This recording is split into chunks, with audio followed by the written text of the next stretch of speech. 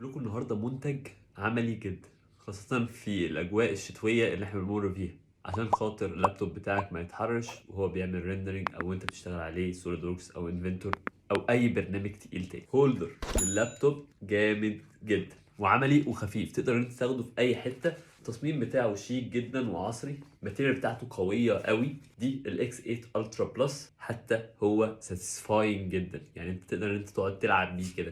بصوا بقى الجمال، تقدروا انتوا تحطوه كده على المكتب وتفردوا، وارتفاعات كتيره جدا لحد ما يبقى كده، وده ارتفاع كبير جدا. في نفس الوقت لو اللابتوب بتاعك صغير تقدر انت تضيقه كده على قد ما تقدر، وكمان مش هيتزحلق، خاصه البادز اللي موجوده هنا والبادز اللي موجوده من تحت. جزء من الاهتمام بالتفاصيل ان انت وانت قافله كده ان في بادز كمان هنا عشان خاطر ما يعملش تجريح في البادي بتاع الهولدرز نفسه. عايزين تشتروه هسيب لكم اللينك تحت في الديسكربشن. وبس كده، سلام.